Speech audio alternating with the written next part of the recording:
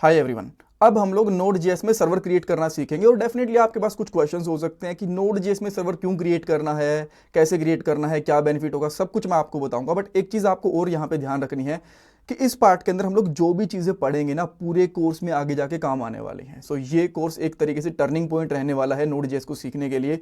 हर एक चीज़ को ध्यान से समझना, अच्छे से सीखना। चाहे आपको एपीआईज बनानी हो, चाहे आपको वेब पेजेस बनाने हो। जी हाँ, आप लोग चाहो तो नोड के अंदर वेब पेजेस भी बना सकते हो बेसिकली। सो चाहे एपीआईज की बात हो, चाहे वेब पेजेस की बात हो, सर्वर, रिक्वेस्ट, रिस्पॉन्स, ये तीनों चीज़ें आपको हर कहीं पे देखने को मिल जाएंगी। सो इसीलिए मैं कह रहा हूँ ध्यान से देखना एक एक चीज़ को। अब क्वेश्चंस पे चलते हैं। सबसे पहले मैं आपको बताऊंगा कि हमें सर्वर की जरूरत क्यों पड़ती है नोड जेएस में। देन सर्वर को क्रिएट करके देखेंगे। रिक्वेस्ट और रिस्पॉन्स जो ये पैरामीटर होते हैं इनको समझेंगे। इंटरव्यू क्वेश्चंस डिस्कस करने वाले हैं। नोट्स, कोड, प्लेलिस्ट, सब कुछ आपको डिस्क्रिप्शन बॉक्स में अवेलेबल करवा दिया गया है। कभी कभी हमें लगता है कि बस ट्यूटोरियल्स देखना काफी नहीं होता, हमें एक प्रॉपर गाइडेंस, 1-to-1 मेंटरशिप, एक स्ट्रक्चर्ड ट्रेनिंग चाहिए होती है जो हमें रियल में जॉब तक पहुंचाने में हमारी हेल्प करे। सो इसके लिए शार्पनर टेक आपकी हेल्प करेगा। आपको डिस्क्रिप्शन बॉक्स में दिए हुए लिंक पे कुछ डिटेल्स प्रोवाइड करवानी है, जैसे नाम और नंबर।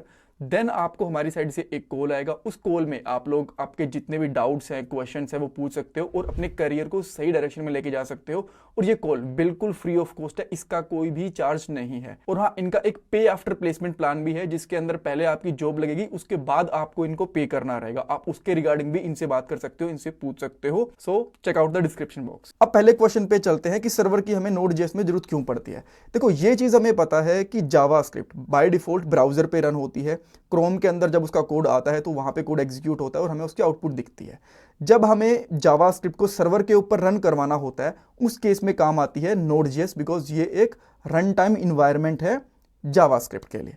अब नाउ नोड जेएस तो हमारे पास है, हम लोगों ने यहां पे कुछ कुछ कोड करके भी देखा, बट उसको ब्राउजर के ऊपर कैसे एक्सेस करना है उस कोड को, ये चीज सबसे ज्यादा इंपॉर्टेंट रहती है। जब आप लोग google.com को या फिर youtube.com को किसी भी चीज को एक्सेस करते हो तो क्या आता है, सर्वर से उसका डेटा उठ के आता है। बट यहां पे हमारे पास अभी तक सर्वर है ही नहीं, तो इसीलिए जितना भी हम लोग अभी काम कर रहे थे कंसोल के ऊपर कर रहे थे। सो अगर आपको ब्राउजर के ऊपर आउटपुट चाहिए तो आपको एक सर्वर चाहिए ही चाहिए। तो वहां पे क्या होगा, जो कोड है वो आपका सर्वर के ऊपर ही एग्जीक्यूट होगा और ब्राउजर के ऊपर आपको उसकी आउटपुट दिख जाएगी। ठीक है, तो इसीलिए हम लोग सर्वर क्रिएट करेंगे। तो क्या नोड जेएस के अंदर बाय डिफॉल्ट सर्वर होता है? जी नहीं, नोड जेएस के अंदर बाय डिफॉल्ट सर्वर नहीं होता, बट एक पैकेज होता है, कोर पैकेज होता है नोड जेएस का, जिसको हम लोग HTTP बोलते हैं। उसकी हेल्प से बहुत इजीली सर्वर क्रिएट कर सकते हैं। अब ये हम लोग क्रिएट करके देख लेते हैं। देन उसके बाद रिक्वेस्ट और रिस्पॉन्स की जब बात आएगी तो मैं आपको इस डायग्राम की हेल्प से चीज़ों को समझाऊंगा। ऑलराइट, सो अब हम लोग कोड पे चलते हैं और सबसे पहले यहाँ पे एक फाइल क्रिएट करता हूँ जिसका नाम है server.js। आप इसका नाम कुछ भी रख सकते हो, कोई फर्क नहीं पड़ता, app.js, test.js, जो भी आपका मन करे। यहाँ पे कॉन्स्टेंट लूंगा जिसका नाम रखूंगा HTTP, और ये कोर पैकेज को इंपोर्ट करना होता है यहाँ पे।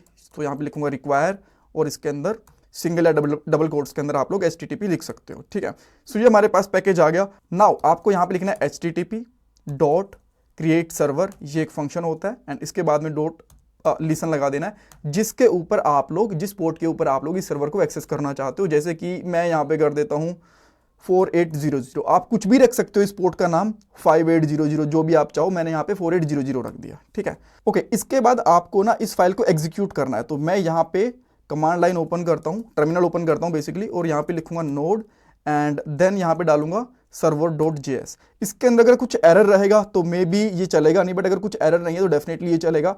देन अब चले जाओ आप ब्राउजर के ऊपर, एक न्यू टैब ओपन करूंगा और यहाँ पे आपको इंस्पेक्ट एलिमेंट करना है, उसमें जाना है नेटवर्क के अंदर, और यहाँ पे ऑल पे क्लिक करके रखना, तभी आपको सारी की सारी रिक्वेस्ट दिखेंगी। पहले वाली रिक्वेस्ट है, यहाँ से क्लीन कर देना, और यहाँ पे सिंपली लिखना लोकल होस्ट :4800, जो आपने यहाँ पे डाला हुआ है पोर्ट, सेम पोर्ट डालना है, एंड एंटर करो। अभी देखो कुछ रिक्वेस्ट जा तो रही है सर्वर पे, पेंडिंग दिख रही है यहाँ पे, ठीक है, बट ये कंप्लीट नहीं हो रही। ठीक है, यहाँ पे भी कुछ एरर नहीं आया। अगर मैं इसको यहाँ से एक बार के लिए हटा देता हूँ, मान लो एक और नया टैब ओपन करता हूँ, और यहाँ पे इंस्पेक्ट एलिमेंट करके यहाँ पे लिखता हूँ 4900, एंटर करता हूँ, तो ये तो काम ही नहीं कर रहा। बट यहाँ पे ना कुछ चल नहीं रहा, यहाँ पे कुछ रुक गया है। अब इसका रीजन ये है कि हमने सर्वर तो बना दिया, वो काम भी कर रहा है, बट रिक्वेस्ट रिस्पॉन्स के लिए कुछ भी चीज नहीं बनी हुई। इस सर्वर को समझ ही नहीं आ रहा कि क्या रिस्पॉन्स करूं मैं। जब आप google.com के को यूज करते हो या फिर किसी भी साइट को यूज करते हो, एक तरीके का सर्वर होता है ना, एक तरीके का वो, तो वहां से क्या होता है, वेबसाइट को रिटर्न करता है, बट यहां पे कुछ है ही नहीं रिटर्न करने के लिए, इसको समझ ही नहीं आ रहा। राइट। तो इसीलिए यहाँ पे पेंडिंग के अंदर दिखा रहा है रिक्वेस्ट, तो इसको अभी एक बार के लिए मैं यहाँ से कैंसिल कर दूंगा। जैसे मैंने इसको यहाँ से सर्वर को बंद करा, आप यहाँ पे देखोगे ये रिक्वेस्ट कैंसिल हो गई और अब यहाँ पे भी पेंडिंग जैसी कोई चीज आ नहीं रही अगर इसको हिट करोगे तो, बिकॉज ये सर्वर हमारा बंद हो चुका है। सो सर्वर हमारा बन गया, इतना ही था। सर्वर जो बेसिक होता है उसके लिए तो इतना ही था, बट इसके अंदर हमें और भी बहुत सारी चीजें ऐड करनी पड़ती हैं। नाउ जब हम लोग कोई सर्वर बनाते हैं तो उसका सिंपल सा यूज यही रहता है, वेबसाइट के केस की बात कर रहा हूं कि वो कोई वेबसाइट वगैरह या फिर कुछ ना कुछ डाटा को रिटर्न करेगा जब मैं यहां से कुछ रिक्वेस्ट करूंगा। तो रिक्वेस्ट कहां से जाती है? रिक्वेस्ट जाती है हमारे क्लाइंट से। जो क्लाइंट होता है ये रिक्वेस्ट करेगा कि भाई मुझे ये चीज दो, ठीक है। अब मान लो मेरी वेबसाइट का नाम है thecodingskills.com, तो ब्राउजर उस चीज के लिए रिक्वेस्ट करेगा, सर्वर उसको देगा कि भाई लो ये मैंने छाप के दे दिया, जैसे कि मैं यहाँ पे लिखता हूँ कोडिंग स्किल्स, ठीक है। तो ये क्या हुआ, सर्वर ने निकाल के दे दी और ये मुझे यहाँ पे दिख गया। तो अभी के लिए रिक्वेस्ट रिस्पॉन्स जैसी कोई चीज है नहीं, तो वो मुझे चीज यहाँ पे डालनी पड़ेगी, ठीक है। तो जो ये फंक्शन होता है ना क्रिएट सर्वर, ये एक कॉल बैक फंक्शन लेता है। ये मैंने बना दिया एक कॉल बैक फंक्शन, और ये दो पैरामीटर लेता है, एक लेता है रिक्वेस्ट और एक लेता है रिस्पॉन्स, ठीक है।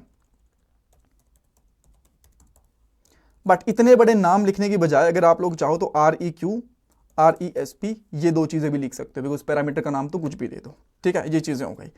तो रिक्वेस्ट जो ये होता है ना, ये वाला पैरामीटर होता है फर्स्ट वाला, ये कौन सेंड करता है? ये आपका क्लाइंट सेंड करेगा।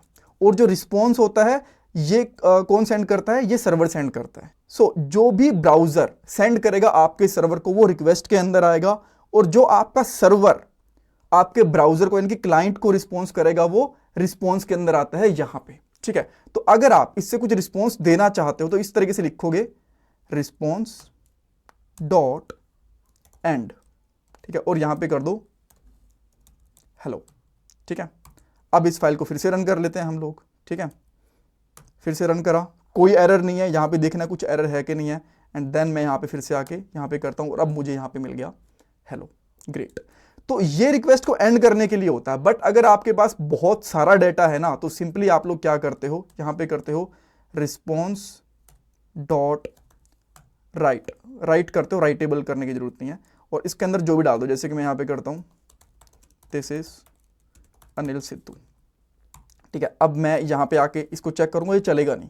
देखो अभी तो ये हेलो ही दे रहा है। इसका रीजन ये है कि इस सर्वर को ना बार बार रीस्टार्ट करना पड़ता है। अब इस प्रॉब्लम को कैसे रिजोल्व करना है वो आपको नेक्स्ट वाले पार्ट के अंदर बताऊंगा, बट इसको बंद करके फिर से चलाना रहेगा। तो सिंपली आप यहां पे क्या कर सकते हो, control and then C press कर सकते हो। अदरवाइज यहां से इसको जो डिलीट वाला यहां पे आइकन दिख रहा है ना, किल टर्मिनल वाला, इसको क्लिक कर देना, ठीक है। दोनों में से कुछ भी कर दो, ये बंद हो जाएगा। देन वापस से यहां पे आके इस फाइल को मैं रन करता हूं इस तरीके से। अब नई दोबारा से सर्वर स्टार्ट हुआ और अब आपको दोनों आउटपुट दिखेंगे। यहां पे दिख गया दिस इज अनिल सिद्धू और देन इसके बाद में हेलो। और अगर चाहो ना तो आप यहाँ पे HTML भी पास कर सकते हो, ठीक है। जैसे कि मैं यहाँ पे कर देता हूँ H1 और यहाँ पे लिख देता हूँ hello this is Anil Sidhu, ठीक है। अगेन मुझे क्या करना पड़ेगा, कंट्रोल C, इसको स्टॉप करना पड़ेगा एंड देन मुझे ओके। अब यहाँ पे कुछ ना कुछ एरर आया। अब इसका एरर क्या था यहाँ पे, अच्छा ये स्ट्रिंग में लेना पड़ेगा ना, हमने स्ट्रिंग में नहीं लिया, राइट। तो ये स्ट्रिंग में लिया। अब वापस से यहाँ पे आते हैं, इसको क्लीन करते हैं एंड फिर से इसको रन करेंगे एंड देन अब आपको यहाँ पे H1 टैग में दिख गया, ठीक है। ग्रेट, सारी चीजें सही है। तो आप बोलोगे यही काफी है ना, request dot response response dot write. So आप बोलोगे रिस्पॉन्स डॉट राइट यही काफी है ना, इसको रहने देते हैं। जी नहीं, एंड करना बहुत जरूरी है। ये लिखो ना लिखो, जब तक एंड नहीं करोगे आपका रिस्पॉन्स कंप्लीट होगा ही नहीं, ठीक है। जैसे कि मैंने इसको हटा दिया यहाँ से, अभी के लिए कमेंट आउट कर दिया, और अब आप चेक करोगे यहाँ पे, अब देखो गोल गोल घूमे ही जा रहा है। मैं फिर से ट्राई करता हूं, यहां पे घूमे ही जा रहा है, घूमे ही जा रहा है, ये कंप्लीट होके ही नहीं देगा, ठीक है। यहां पे देखो, ठीक है। सो यहां पे जो एंड है ये बहुत जरूरी होता है, अदरवाइज ये प्रॉपरली चीजें काम करेंगे नहीं। तो फिर से स्टार्ट करूंगा। अब मैं यहां पे आके इसको रन करूंगा, देखो अब यहां पे ये घूम नहीं रहा बिकॉज एंड लगा दिया हम लोगों ने, ठीक है। अब जो यहां से डेटा सेंड होगा ब्राउजर से, बिकॉज ब्राउजर से हमको फॉर्म वगैरह सबमिट करना पड़ता है ना, बहुत बार फॉर्म सबमिट करते हैं, पोस्ट गेट रिक्वेस्ट जाती हैं। सो उनको हैंडल करने के लिए हमारे पास होती है यहाँ पे रिक्वेस्ट। वो हम लोग आने वाले पार्ट के अंदर देखेंगे। अभी के लिए आप लोगों ने एक बेसिक छोटा सा सर्वर बनाना सीख लिया, ब्राउजर के ऊपर आपको आउटपुट मिल गई। Now interview question. Interview question के अंदर सर्वर कैसे क्रिएट करते हैं ये चीज पूछी जा सकती है। सर्वर किस कोर पैकेज की हेल्प से क्रिएट करते हैं, आप बता सकते हो HTTP। देन सर्वर के अंदर, क्रिएट सर्वर के अंदर दो important parameter, request and response. Request का क्या काम होता है, रिस्पॉन्स का क्या काम होता है, और कैसे हम लोग रिक्वेस्ट को एंड करते हैं, ये सारी चीज़ें पूछी जा सकती हैं। और ये भी पूछा जा सकता है कि क्या हम लोग एक साथ 2 सर्वर क्रिएट कर सकते हैं एक फाइल के अंदर। ये आप ट्राई करो और मुझे कमेंट सेक्शन के अंदर बताओ, अदरवाइज मैं आपको 1-2 पार्ट के बाद इसका आंसर दे दूंगा। ठीक है, थैंक यू सो मच। और जितना भी कोड है, नोट्स वगैरह हैं, आपको द कोडिंग स्किल्स के ऊपर मिल जाएंगे, कोर्सेज के ऊपर जाना, और यहाँ पे आपको Node.js की पूरी प्लेलिस्ट का लिंक मिल जाएगा। ठीक है, अभी के लिए एक पार्ट है, जल्दी मैं यहाँ पे दूसरे पार्ट भी डाल दूंगा।